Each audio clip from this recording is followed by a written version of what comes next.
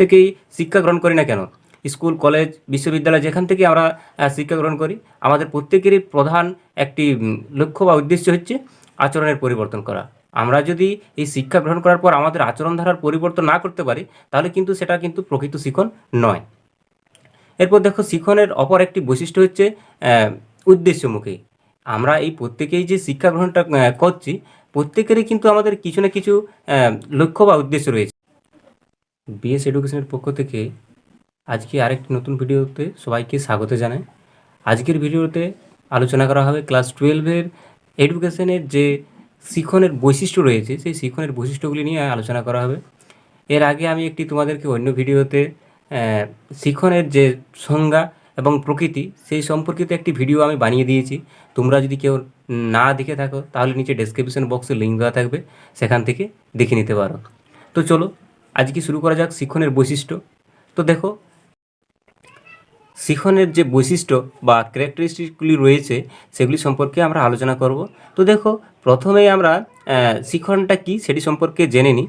তো দেখো, শিখন হলো অতীত অভিজ্ঞতা ও প্রশিক্ষণের মাধ্যমে প্রাণীর আচরণ ধারার যে পরিবর্তন, সেটাকে কিন্তু আমরা শিখন বলে থাকি। তো শিখন সম্পর্কে আমরা পূর্বে আরেকটি অন্য ভিডিওতে আলোচনা করেছি। আজকে আমাদের আলোচ্য বিষয় হলো শিখনের বৈশিষ্ট্য। তো দেখো, শিখনের প্রথম যে বৈশিষ্ট্য রয়েছে সেটি হলো উদ্দেশ্যমুখী।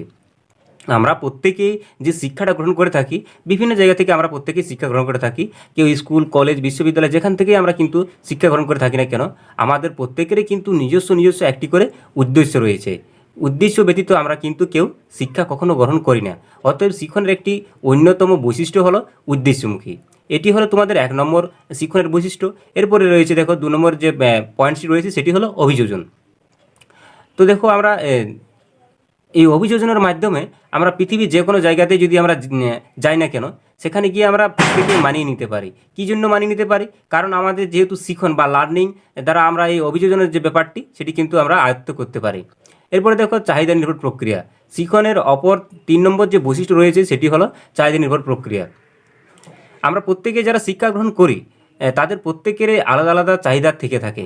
অতএব আমরা বলতেই পারি যে শিখন হলো একটি চাহিদা নির্ভর প্রক্রিয়া, মানে এটি একটি শিখনের অন্যতম বৈশিষ্ট্য। এরপর দেখো, ব্যক্তি ও সমাজ নির্ভর প্রক্রিয়া। তো দেখো, এখানে এই যে শিক্ষা বা শিখন যেটি আমাদের হয়ে থাকে বা আমরা গ্রহণ করে থাকি, সেটা কিন্তু সমাজ ও ব্যক্তি নির্ভর প্রক্রিয়া। সমাজ বা ব্যক্তি এই দুটিকে বাদ দিয়ে কিন্তু কখনোই শিখন বা লার্নিং সম্পূর্ণ হতে পারে না। এরপরে দেখো, শিখনের আরেকটি অন্যতম বৈশিষ্ট্য হলো আচরণের পরিবর্তন। তো দেখো, আমরা প্রত্যেকেই যে আচরণগুলো সম্পাদন করে থাকি বা গ্রহণ করে থাকি বা কারোর সামনে উপস্থাপন করে থাকি, এগুলি কিন্তু আমাদের প্রত্যেকেরই শিখনের ফলে আচরণের পরিবর্তনটি আসে।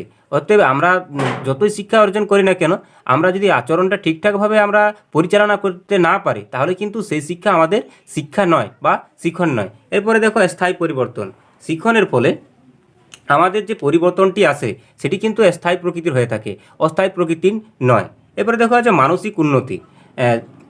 শিখনের ফলে আমাদের যে মানসিক উন্নতি হয়, সেটিও কিন্তু শিখনের একটি অন্যতম বৈশিষ্ট্য।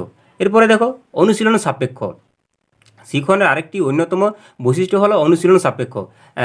অনুশীলন মানে কি, তোমাকে এখানে বারবার আলোচনা করতে হয়, তারপরে যে অভিজ্ঞতার অর্জন হয়, সেটিকে আমরা এখানে অনুশীলন সাপেক্ষ বলে থাকি।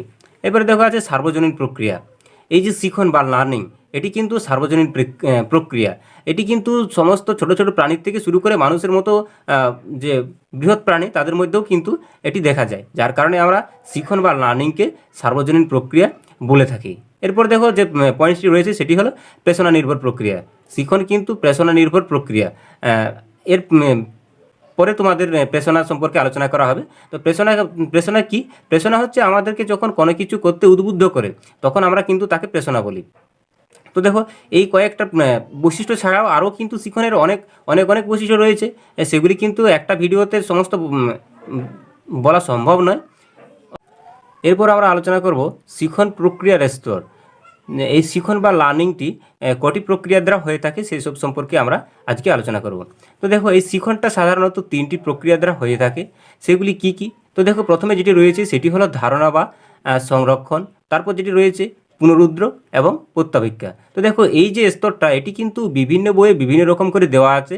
সাঁতরা পাবলিকেশনের বই একরকম দেওয়া আছে, রায় ও মার্টিনের বই একরকম দেওয়া আছে, এবং ছায়া প্রকাশনীর যে বই সেটিতে কিন্তু একরকমভাবে দেওয়া আছে। তো আমি সাঁতরার বই থেকে পড়াচ্ছি, যার কারণে আমি তোমাদেরকে এটি বললাম। শিখনের যে 3টি স্তর সেগুলি আমি তোমাদেরকে বললাম। এখানে দেখো বলা হয়েছে শিখনের যে 3টি স্তর সেটির মধ্যে প্রথমে আছে ধারণা বা সংরক্ষণ, পুনরুদ্যোগ এবং প্রত্যাভিজ্ঞা, এই 3টি ভাগে ভাগ করা হয়েছে। তো দেখো এখানে প্রথমে যেটি রয়েছে সংরক্ষণ বা ধারণা বা সংরক্ষণ, এটি কি?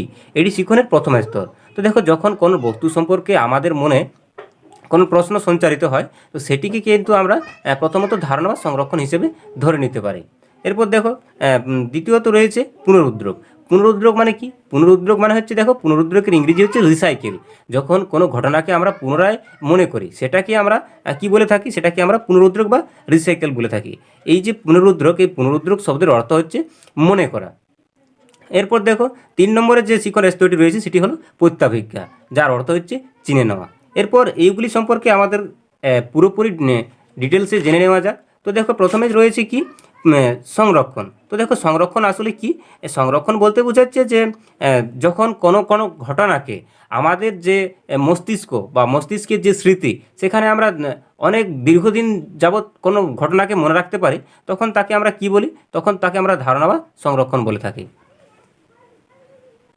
দেখো এখানে সংরক্ষণের কতকগুলি শর্ত রয়েছে, ধারণা বা সংরক্ষণের কতকগুলি শর্ত রয়েছে, সেগুলি কি কি? তো প্রথমে রয়েছে মনোযোগ। তো দেখো আমরা যখন কোনো ঘটনা বা কোনো গল্প যাই হোক না কেন, যত আমরা মনোযোগ সহকারে শুনবো বা দেখবো, তত কিন্তু সেটি আমাদের দীর্ঘস্থায়িত হবে। তো দেখো এখানে আমরা ধারণা বা সংরক্ষণের একটি শর্ত হিসেবে মনোযোগ দেখলাম। এরপর আছে আগ্রহ। যখন আমরা কোনো ঘটনাকে আগ্রহ স্বরূপ দেখি বা বুঝি, সেটি কিন্তু আমাদের মস্তিষ্কে খুব সহজে প্রবেশ করে এবং দীর্ঘস্থায়িত হয়। এরপরে দেখো আছে বুদ্ধি, দেহ ও মনের সুস্থতা। তো দেখো সংরক্ষণের আরেকটি অন্যতম শর্ত হচ্ছে কি? দেহ এবং মন দুটোই কিন্তু আমাদের সুস্থ থাকতে হবে, নইলে কিন্তু আমাদের যে ধারণা বা সংরক্ষণ সেটি কিন্তু দীর্ঘস্থায়ী হবে না। এরপর দেখো রয়েছে অর্থ বুঝে পড়া। যখন আমরা কোনো পড়াকে পড়ি, আমরা যদি ঠিকঠাক অর্থ না বুঝে পড়ি, তাহলে কিন্তু সেটি আমাদের দীর্ঘস্থায়ী স্মৃতিতে থাকবে না, এবং সেটি আমাদের সহজে আমরা ভুলে যেতে পারবো। অতএব কী করতে হবে? আমাদেরকে যদি কোনো পড়া বা কোনো কিছু প্রশ্নের উত্তর মনে রাখতে হয়, তাহলে কিন্তু কী করতে হবে? সেগুলির প্রত্যেকটির অর্থ বুঝে বুঝে আমাদেরকে পড়তে হবে, তবেই কিন্তু আমাদের ধারণা বা সংরক্ষণ দীর্ঘস্থায়ী হবে। এরপরে দেখো পুনরুদ্যোগ আছে। পুনরুদ্যোগটা কি? পুনরুদ্যোগ বলতে বোঝায় যখন কোনো অতীতের ঘটনা, সেই অতীতের ঘটনাকে আবার মনে করার যে প্রবণতা বা প্রক্রিয়া, সেটাকে আমরা সাধারণত পুনরুদ্যোগ বা রিসাইকেল বলে থাকি। তো দেখো এখানে এই পুনরুদ্যোগকে আমরা সাধারণত 3টি ভাগে ভাগ করতে পারি। সেগুলি কি কি? প্রথমে আছে সান্নিধ্যের সূত্র, তারপর আছে সাদৃশ্যের সূত্র, এরপর রয়েছে বৈসাদৃশ্যের সূত্র। তো সান্নিধ্যের সূত্রটা আসলে কি? দেখো সান্নিধ্যের সূত্র বলতে বোঝায় যখন কোনো একটি ঘটনা অপর একটি কোনো ঘটনাকে স্মরণ করিয়ে দেয়, তখন তাকে আমরা কি বলি? তখন তাকে আমরা সান্নিধ্যের সূত্র বলি। তো দেখো এই একটি উদাহরণ দিলে খুব সহজেই তোমরা বুঝতে পারবে।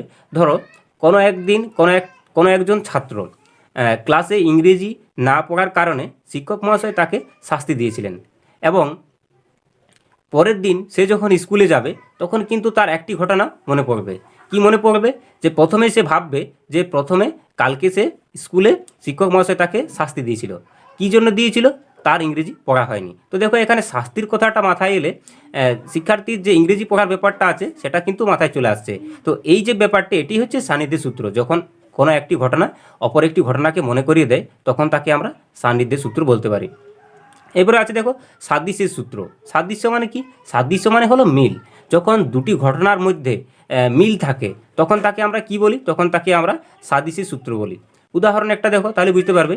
দেখো আমরা যারা হিন্দু সমাজে বসবাস করি, তারা কিন্তু প্রত্যেকে রামায়ণ বা মহাভারতের কথা আমরা শুনছি বা গল্পতে পড়ে এসেছি। তো দেখো সেখানে যদি আমরা রামের কথা মনে করি, তাহলে সাধারণভাবে কার কথা মাথায় আসবে? নিশ্চয়ই লক্ষণের কথা মাথায় আসবে। তো এই যে ব্যাপারটা, এটাই হলো কি সাদৃশ্যের সূত্র। এছাড়াও দেখো যদি আমরা লবের কথা মাথায় আসে আমাদের, তাহলে কিন্তু সাথে সাথে কী আসবে? কুশের কথাও মাথায় আসবে। এটি হলো সাদৃশ্যের সূত্র। এরপর দেখো কি আছে? বৈসাদৃশ্যের সূত্র। বৈসাদৃশ্যের সূত্রটা আসলে কি? দেখো বৈসাদৃশ্য মানে হচ্ছে অমিল।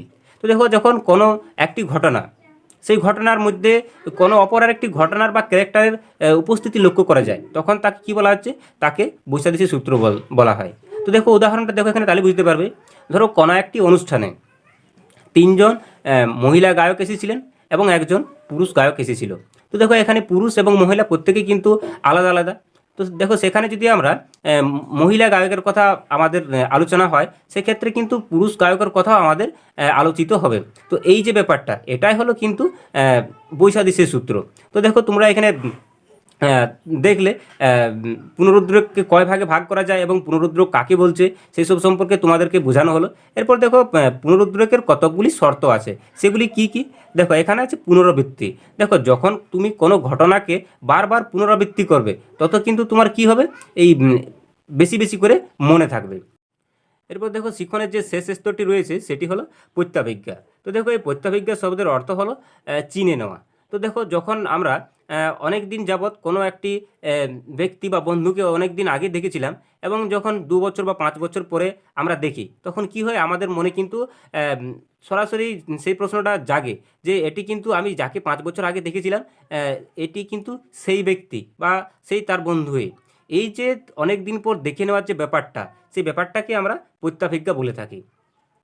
তো দেখো এখানে প্রত্যাভিজ্ঞা কথার অর্থ হচ্ছে চিনে নেওয়া।